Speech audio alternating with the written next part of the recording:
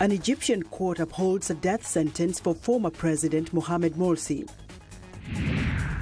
To use or not to use antidepressants in late pregnancy, health experts explain the controversy. And more than 300 exhibitors gear up to showcase their latest hardware and software in Los Angeles.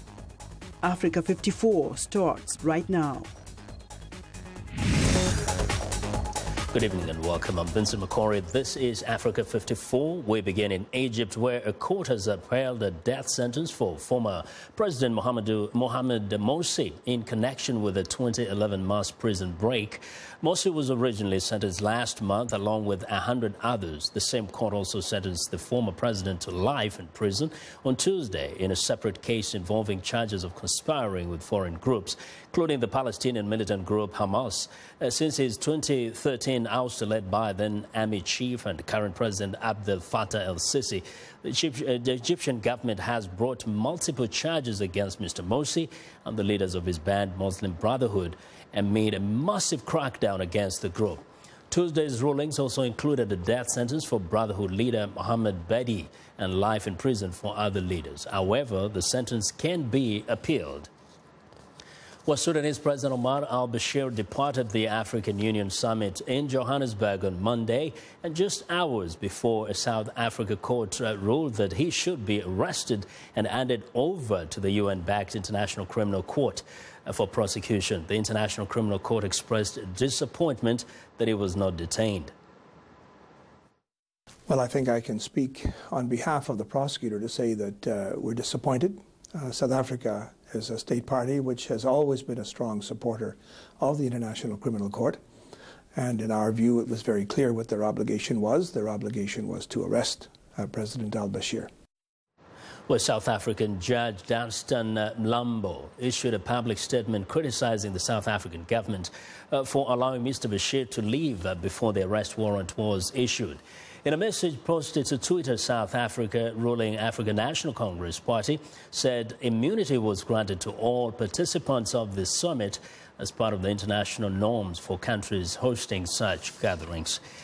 While U.S. Assistant Secretary of State for African Affairs Linda Thomas-Greenfield spoke with VOA on the sidelines of the Africa Union Summit, she addressed a number of issues that dominated this year's gathering of African leaders, including the controversy over the attendance of Sudanese President Omar al-Bashir, the conflict in South Sudan, and the political crisis in Burundi. Well, we are very, very concerned about the situation, the ongoing situation in Burundi that is a result of the president of Burundi seeking a third term. We think that this is it's a clear political decision. And we keep hearing from the region and from others that it has to do with the Constitution. But there's nothing in the Burundi Constitution that says the president must run for president for a third term. It is a decision that he is making, and it is having a detrimental effect on the country. Well, Thomas Greenfield says Mr. Nkurunziza risks undermining his legacy as a man who oversaw the process of peace in Burundi if he insists on a third term. Well, now to the migrant crisis. Police on Tuesday began taking away migrants who have been sleeping at the Italy-France border. Meanwhile, European Union ministers met in Luxembourg to hash out plans to deal with the growing crisis. Italian police dressed in riot gear forcibly removed dozens of migrants, including crying women, from their makeshift camp on the rocky seaside, where they have slept for 5 days. Some of the mostly Sudanese, Eritrean and Somalian migrants who have been repeatedly rebuffed by France sought to resist removal. Police took some away while others remained on the seawall and under umbrellas on the rocks. Police say the migrants were being taken to the train station where they will be given assistance. The standoff at the border has become a symbol of Italy's effort to get the European Union to help it cope with the waves of migrants arriving in overcrowded boats from North Africa, with official estimates putting the total at 57,000 so far this year. France has argued that according to EU law, they are Italy's responsibility. Italian Prime Minister Matteo Renzi, speaking at a press conference in Rome on Monday, said the French action to turn back migrants crossing the border at Ventimiglia did not show the values he believes form the European Union. Dunque è una vicenda complessa. A country such as Italy cannot allow France or anyone else to have ships in the Mediterranean, but to leave them in Italy. Either this is a European problem and we resolve it all together, or if it has to be an Italian problem because Europe is closing its eyes. Italy can handle that. But I say that with a bitterness of one who thinks Europe is a large house of values, and I think the moment has arrived to say with force, with this problem, no national egoism can close their eyes. There is a need for the interest and work of everyone. European Union interior ministers are meeting in Luxembourg on Tuesday to discuss the bloc's immigration policy. Germany's interior minister insisted on the principles of solidarity and responsibility. Wir sind bereit, dort zu helfen. We are ready to help massively by the admission, by registering. We are also ready to set up a system of distribution in Europe, but this distribution must be for those who have a true chance to stay. This year, the EU agreed to triple its funding for sea rescues off the coasts of Italy and Greece, but the 28-nation bloc is deeply divided on how to manage the migrants once they arrive, especially as anti-immigrant sentiment sweeps across the continent. We're now to the Middle East. Activists in Syria say Kurdish fighters and Syrian rebels are now in full control of the key border town of Tal Abyad on Tuesday after pushing out Islamic State fighters. The Syrian Observatory for Human Rights says the militants fled to villages south and west of the city and that a large number of landmines are being planted in Tal Abyad. Seizing the city on the Turkish border cuts off an Islamic State group supply route to the south. The militants have used the corridor to smuggle weapons and fighters into Syria and to achieve a key source of funding by selling oil on the black market. Fighting in the area has sent thousands of Syrian civilians across the border to find safety in Turkey. Al-Qaeda says its deputy chief and leader of its Yemen branch, Nasser al-Wuhashi, was killed in a U.S. drone strike last week. In a video statement, the terrorist group says Friday's strike in the southeastern port city of Mukalla killed Wuhashi and two others. It has quickly named Qasim al-Rimi as the new leader of Al-Qaeda in the Arabian Peninsula. Wuhashi was a deputy of Al-Qaeda leader Ayman al-Zawahiri and a one-time aide to former terror leader Osama bin Laden. He became the leader of Aqab in 2009. The U.S. considered the group to be Al-Qaeda's most dangerous branch. Now, if you thought Maasai warriors from Kenya only fight with wildlife, well, think again. Young Maasai warriors dressed in traditional attire have teamed up to form a cricket team to raise awareness for the endangered white rhino. EVO's Esther Giduyo has our report. These youthful Maasai warriors wrapped up in red-colored blankets have teamed up for a worthy cause. They are actively involved in social campaigns in the largely conservative community to raise awareness on healthier lifestyles, HIV/AIDS among the youth, and retrogressive practices such as female genital mutilation. This year, their campaign, however, is geared towards protecting the endangered white rhino. In the vast Laikipia grasslands of the Rift Valley in Kenya, the Maasai cricket warriors are getting ready to bat. The T20 tournament will see them challenge 4 teams, including a team from the British Army Training Unit based in Kenya. They are no ordinary cricket warriors, but young men who have become role models in their community. We are showing the people that even if we play cricket and even if we are in the modern world, then that actually should not be a thing to stop us from practicing our culture. Because what we are just trying to do is stop, we're trying to just battle out the negative part of our culture, like FGM. The charity cricket tournament was hosted at the home of the last surviving male northern white rhino, the Ol Pejeta Conservancy in Laikipia National Park, about 130 miles from the capital, Nairobi. Dubbed Last Male Standing, the organizers hope to raise awareness of the impact of poaching and the need for the community to rally together to conserve wildlife and in particular the white rhino. This is the largest black rhino sanctuary in East Africa.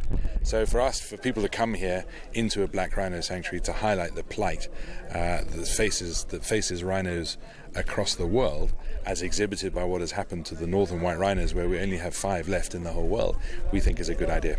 And that's really what it's all about. The Maasai cricket warriors have adopted issues around wildlife conservation as part of their community activism and spent time with one of only 5 remaining white rhinos in the world, named Sudan. We play cricket at the same time, spread the messages on the conservation, and like at the moment what we are doing, we are trying to spread the messages on the white rhino and protect the only male white rhino left in the whole world. It's here in Olpajata. Although the Maasai cricket warriors did not win, they are bringing global attention to the plight of endangered animals, a far more rewarding victory. Esther Githo-Ewart, VOA News, Washington. Well, Vital Voices Global Partnership is a non-governmental organization that identifies, trains and empowers emerging women leaders and social entrepreneurs around the globe. Tuesday, at its 14th Annual Global Leadership Awards ceremony here in Washington, the partnership is honoring 5 women who have shown exceptional leadership in transforming the future of their communities. Among the honorees is Kawala, a political leader in Cameroon. Miss Wala, welcome to Africa 54. Thank you. It's a pleasure to be here. Yes. Now, you know, it's the world is so big, and you're just one of the few who is being recognized for such an important award. Tell us a little bit about what you did to deserve this. I think that probably I am in a space which, unfortunately, there are still too few women in, which is national politics. Politics at the very highest level and in Africa.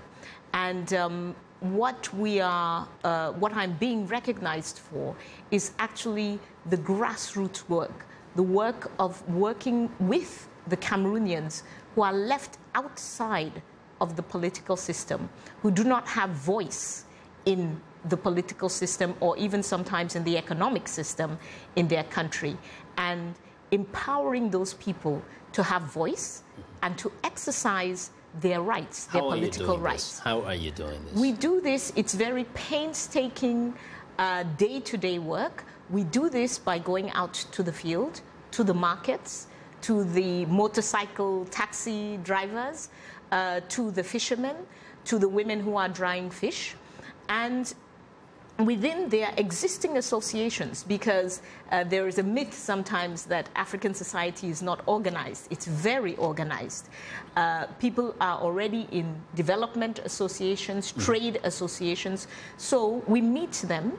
We request a space to talk to them about the political environment in which they are in. The importance is getting a market woman to understand that the cleanliness of the market, the services she's getting in the market, are dependent on the political action that she takes. And talking about political action, your country is one of those in Africa that has had one president for a long time. I know that in 2011, you actually tried to run, you ran for president. I ran for president. You did not win. What happened? So, yes, Cameroon, in 55 years, power has only changed once. And the current president has been there for 33 years. So needless to say, we have a system which is wrought with electoral fraud. We have a system which is very corrupt. We have a system where there is open buying of votes. And when you come in, I was about 20 years younger than anybody else who was running at the time. But also, as I've mentioned, we were focused on grassroots people understanding the system and making an intelligent vote, a vote that really counts for themselves and their future. It is extremely important for Africans to engage the political system. Politics decides everything. But what does it take? I mean, in a community or in communities where you find that the population kind of literally elevates the leadership to deities. They only listen to them. They don't question them. I don't think this is quite true. those deities would like to give us that impression, but it's not quite true. What you find is that most people in Cameroon, and this is true for other African countries in that position, have disengaged from the political system. They know that these leaders are not going to give them any kind of service, any kind of basic social service, economic service, so they manage on their own. And this is why you see such a strong informal sector in Africa, is because people go out, the government is not going to create the conditions for them to have jobs, so they go out and they create their own jobs. The only problem with this is that we do not attain our full potential until we have a political system with the interests of the average citizens at hand. We hope that happens soon. Congratulations for being recognized. Thank you. By Vital Voices. Thank you. Swallow. Thank you. Okay, Kawala is an honoree of the Vital Voices 14th Annual Global Leadership Awards. Well, we want to know what you think about Africa 54 and the stories we cover. Join the conversation on Facebook. The address is Africa 54, and check out our headlines 24/7 on voaafrica.com. Coming up, how a new study could help pregnant women decide whether to take antidepressants during the last trimester. Stay with us.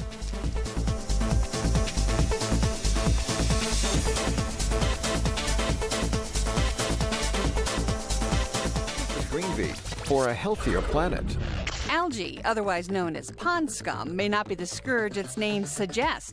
Like other plants, the green, slimy stuff converts sunlight into energy, some of it in the form of natural oils that researchers hope will one day turn into a viable alternative fuel source. That's a priority for world leaders, including President Obama. All the G7 countries have now put forward our post-2020 targets for reducing carbon emissions. Algae may be one of the ways to reduce greenhouse gas emissions. The University of Maryland's Patrick Kangas set up an algae farm outside Washington, originally to study farm water runoff. We produce a lot of algae, and in the past there was no real purpose that we could use that algae for, and now we're starting to see markets emerge, and it's very exciting. The U.S. Department of Energy has committed millions of dollars in research funding for biofuels, including algae production. For VOA's Green Beat, I'm Rebecca Ward.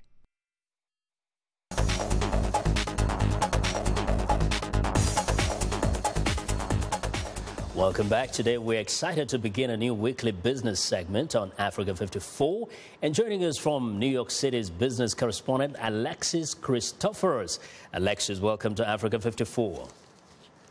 Thanks so much, Vincent. I'm happy to be on the program. We're going to begin today with Greece. Financial unrest there continues to unsettle world markets. Investors fear that a last-ditch deal for Greece will not be agreed before Thursday's key Eurogroup meeting. If Greece defaults on its debt at the end of this month, it could leave the Eurozone, potentially kicking off a recession in Europe. But that is not getting oil prices down. Crude is on track to post its first gain in 4 sessions. Traders are betting that new figures out this week will show another weekly drop in U.S. crude supplies. Despite the significant drop in oil drilling rigs since last year, U.S. output has remained stable at 9.6 million barrels a day. And Liberia's president is confident about her country's economic growth post the Ebola outbreak. During a broadcast interview, President Ellen Johnson Sirleaf projected Liberia's economy will grow 6 to 7% in the next 2 years because of that country's rich resources such as mining and gold. Now, the World Bank has a less robust forecast, Vincent, putting Liberia's growth at between 1 to 3% over the next 2 years. Back to you. Well, now from West Africa, take us to East Africa. There's such a massive power project in Kenya. Tell us about it. Yes, this could be potentially exciting news. Google is in talks to invest in the largest wind power project in Africa. The internet search giant wants to back Kenya's Lake Turkana wind power project. Now, this is a massive undertaking. It will require more than $700 million. And the project would raise Kenya's energy capacity by 20% in a country where less than a quarter of the population has access to power. And of course, Google's investment could also be a big confidence confidence builder for investors considering entering the African power market. And before we wrap up our business today, I have to share with you the big business story here in the U.S. Vincent, billionaire real estate mogul Donald Trump has announced his official candidacy for the president of the United States in 2016. Now, if elected, 69-year-old Donald Trump promises to bring jobs back to America, to build up the U.S. military, and to take care of the country's veterans. You know, Vincent? Alexis, it's not the first time we're hearing about Donald Trump running. How serious are people taking this announcement? You're right. It's not the first time we've heard of this, but that's still yet to be seen how seriously they take him. You know, as you know, he has flirted with the idea of running for the presidency for the past 2 decades, but never officially threw in his hat in the ring until today. Now, Trump will unquestionably face an uphill climb if he hopes to gain any real traction in what is a crowded field of presidential hopefuls. But you know what? There is one thing he does bring to the campaign. It's confidence. Donald Trump told a crowd of reporters today that he is the most successful person to ever run for the presidency by far. Those are his words. And he declared he would make the United States great again. All right. A lot of drama ahead of us. Alexis, thank you once again and welcome to Africa 54. See you next week. Thank you. All right. Well, business correspondent Alexis Christophorus in New York.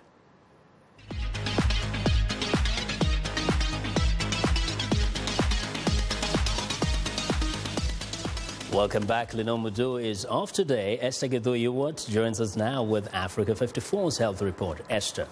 The use of antidepressants late in pregnancy is controversial because one study showed it might cause serious harm to a newborn. VOA's Carol Pearson reports on a new study that refutes that earlier finding and may help pregnant women decide whether to stop or to continue taking antidepressants during their last trimester. Should a pregnant woman take antidepressants? One study showed a connection between antidepressants taken late in pregnancy and a life-threatening breathing disorder in newborns. After that, the U.S. Food and Drug Administration issued a public health advisory. That was 9 years ago. But later studies showed conflicting results. Now, a study out of Brigham and Women's Hospital in Boston may settle this controversy. Christa Huybrechts and other researchers looked at the medical records of nearly 4 million women, the largest group to date. All of the women suffered from depression and took antidepressants in the last trimester of pregnancy. The researchers were especially interested in a class of antidepressants called selective serotonin reuptake inhibitors, or SSRIs. Some of the most common are Prozac and Zoloft. The large majority of those women, around 80%, used an SSRI as opposed to a non-SSRI antidepressant. SSRIs are popular because they're safe and have few side effects. The researchers compared this group to another group of women who didn't take antidepressants at any time during pregnancy. The results?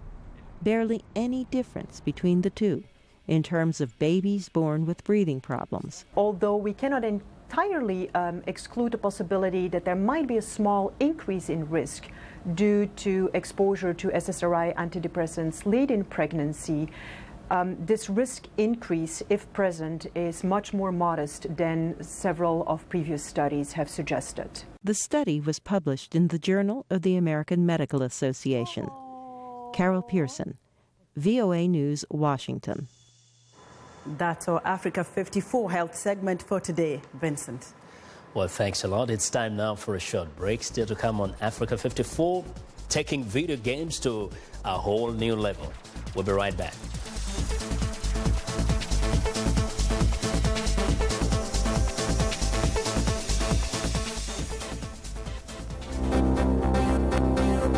If you've just joined us, I'm Mariama Diallo, and here is a quick recap of today's headlines. In Egypt, a court upholds death sentence for ex-President Mohamed Morsi over mass jailbreak, and also sentenced to life in prison on charges of spying for radical groups, including Hamas. In Kenya, 2 soldiers and at least 15 al-Shabaab fighters are killed in a shootout. That's following a thwarted attack by the Islamist militant group on a Kenyan army base. Finally, in South Africa, the chair of the African Union and Zimbabwean President Robert Mugabe makes Africa's relations to the West a subject of closing remarks as the International Criminal Court opens investigations in 8 African countries. That's all for today. Thanks for watching. We'll see you next time.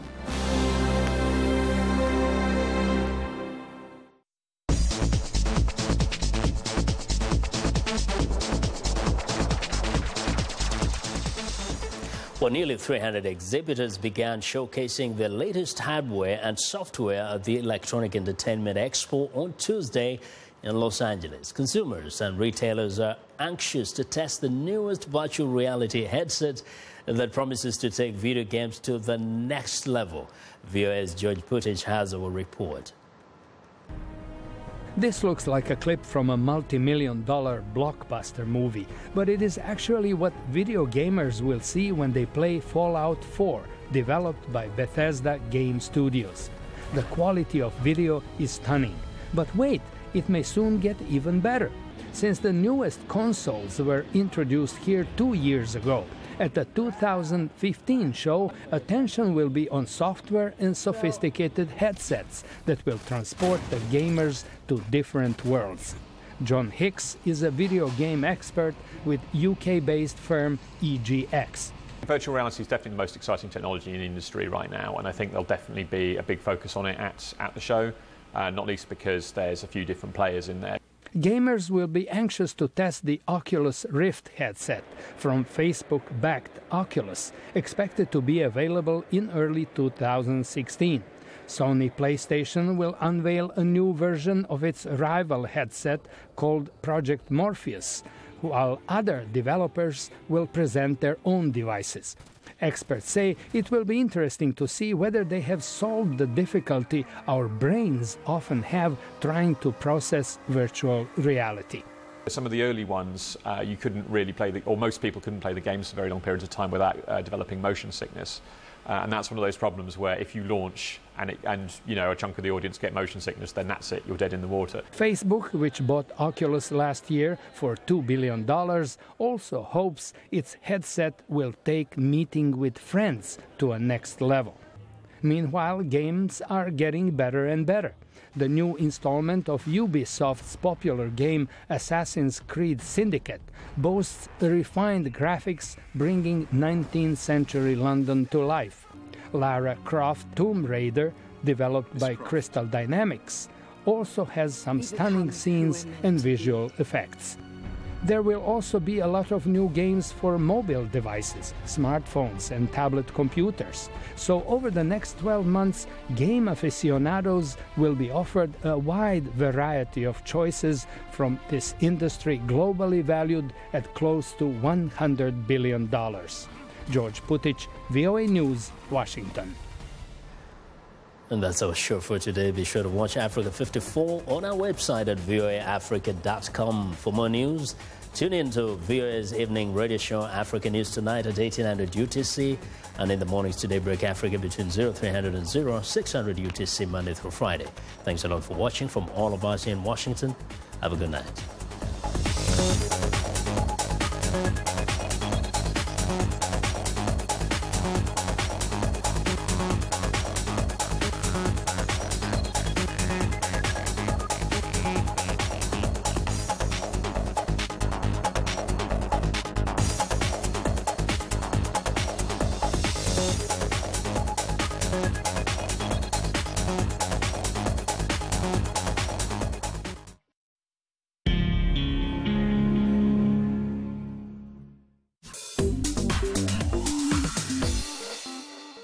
Welcome to English in a Minute.